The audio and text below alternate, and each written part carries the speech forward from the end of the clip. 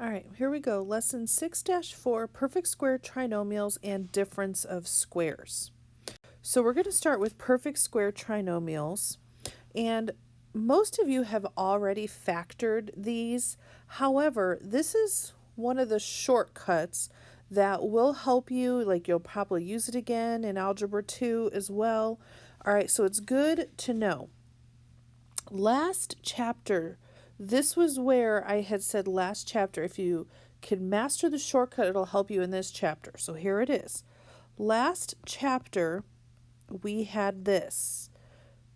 A plus b squared and a minus b squared.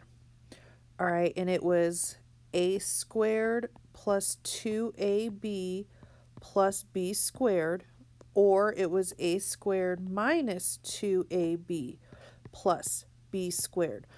Now, for this, this is the one shortcut. If you don't remember it, if you don't get it, you will still be fine. It's just a time saver, and it's just to help you go a little bit faster. All right. And like I said, for now, we're just going to do the best we can do. Here's what you look at when you check for these is check the signs. Check the second sign. Like when you have a trinomial, if the second sign is a plus, you know it could be a perfect square trinomial. If it's not, then it doesn't fit the requirements. So we're just going to do a few examples, and I'd like you to practice a little bit of these, but I'm not going to stress out about it. So if you have this trinomial, x squared plus 6x plus 9, you guys would have normally just started guess, test, guess and check, see if it works. But I want you to be able to identify, is it a perfect square trinomial? So here's what you do. You look at the first term. Is the first term a perfect square? So x squared, yes, you could take the square root of it, it would be x. Then look at the third term. Is that one a perfect square? So 9, can you take the square root of 9 perfectly? Yes, it's 3. Then you look at the second term or the middle term, okay? Is it 2 times the first and the third, the square root of it? So is it 2 times 3 times x? Is it, in this case, 6x? Yes. So you know this is a perfect square trinomial. So it is x plus 3, the quantity squared. Had you just started it, most of you would have guessed and checked, and you would have had x plus 3, and some of you even did it on your homework where you wrote it this way. All right, let's look at this one. Like I said, I just want you to practice a few. Okay. X squared plus 12x plus 36. Check your signs. The second sign's a positive. We're good. Okay. So now, first term. Can you take the square root of it? Yes. X. Third term. Is it a perfect square root? Yes. 6. The middle term. Is it the equivalent of 2 times the first times the third, 12x? Yes. X, 6, it's quantity squared. And then I forgot to mention that middle, the sign in the middle is based on that first sign, so a plus. All right, so let's look at this one. 4m squared minus 4m plus 1. All right, so let's go again. First term. Square root of 4 is 2m squared, so 2m. Check, it works. Third term. 1. Yes, square root of 1 is 1. Middle, or the second term. Now this time it's a minus, so we're going to do minus 2 times 2m times 1. Did we get a minus 4m? Yes. So you basically use these two terms, 2m, the 1, quantity squared, is this one going to be a plus or a minus? Should be a minus because of that minus. Okay, let's take a look at this one. And I know I'm going kind of quickly because, like I said, worst case scenario, you can do it like a normal trinomial if you need to. 162 x to the third minus 144 x to the second plus 32x. Now, rule still applies. Greatest common factor first, always, if you can. Should take out a 2x. 81x squared minus 72x plus 16. Now, this shortcut helps with numbers as big as this. I mean, because 81, 16, hopefully this one works. So, first term, square root of 81 is 9, so 9x. Third term, square root of 16, 4. The middle term, since it's a negative, negative 2 times 9x times 4, negative 72x. So check, check, check. All right, so now, like I said before, you use these two. So 9x and the 4, quantity squared. Since this is a minus, this one's going to be a minus.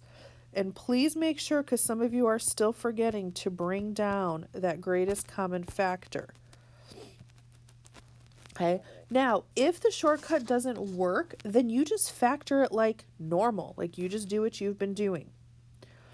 All right, so now let's go on to difference of squares. Now this one you do have to know. All right, difference of squares. Key is difference. All right.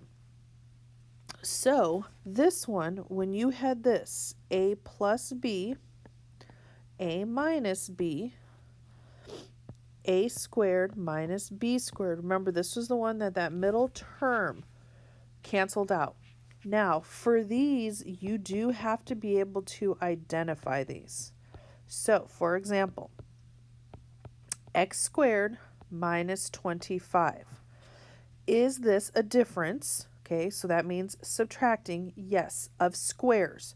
Yes, can you take the square root of the x? Of course you can. Can you take the square root of 25? Yes. So it's just going to be plus 5 minus 5, and you can flip-flop those. Okay, 4x squared minus 1. And like I said, a lot of this happens in your head. Square root of 4, 2, and then the x, so 2x. Can you take the square root of 1? Yes. Is it a difference? Yes. So the square root, 2x and a 1. 2x and a 1. 1's a plus, 1's a minus. Okay. If you have 16, a squared minus 49, b squared. All right, so again, square root of 16. So you can do that one, 4a. Square root of 49. Oop, I wrote that a little too close. Hold on. Okay, square root of 49, yes. So 7, and don't forget the b. Difference, yes. So plus 7b minus 7b. All right, what if we do x to the 4th minus y to the 6th? Be careful on this one, okay? Because this one, to get the x to the 4th, it would be x squared. X squared times x squared would give you x to the 4th. What about the y? It would be y to the 3rd. Perfect. So this one is, as well, a difference of squares. So one's a plus, one's a minus. All right. What about this one? 16, x to the 2nd minus or plus 4. Okay. Square root of 16. Yes, 4 and the x. Okay. Then the 4. Okay. However, this one is not a what? It's not a difference. So the only thing you can do with this one is take out a 4, 4x squared plus 1. That's it. Like, this is your final answer. You can just take out a greatest common factor because it's not a difference of squares. All right. See what you would do with this one. X to the 4th minus 16. Hit pause and try this one. I want to see what you would do with it. All right, so here we go. Here's what you should have had. Y squared minus 4, y squared plus 4. How many of you got that? Okay.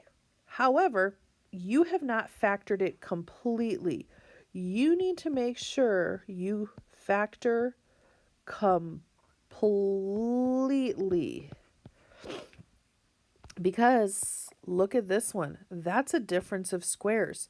You can break down this first one down into y plus 2, y minus 2, y squared plus 4. So you need to make sure from here on in that you are checking and that you are factoring completely, because this is now your final answer. All right, so now I want us to try a few fraction ones. You had one on your assignment last week, and I want to talk about these. Okay, so let's look at some fraction ones. Okay, sorry, that was really messy. I apologize. All right. So now, y squared minus 1/16. Your book, and I would accept y plus 1/4, y minus 1/4. However, the high school wants us to be able to do something else. Take out a greatest common factor. Okay, so if you look, you could take out the 1/16, and you would have left 16 y squared minus 1. And then you would have, 1/16. 1/16, 4y plus 1, 4y minus 1. So this would be the best answer. All right. So let's look at this one. And I know I kind of picked a couple hard ones, but 100 minus 4/81 n squared. Okay. Acceptable. You could do the square root of 100, which is 10, square root of 4, which is 2/9. Okay.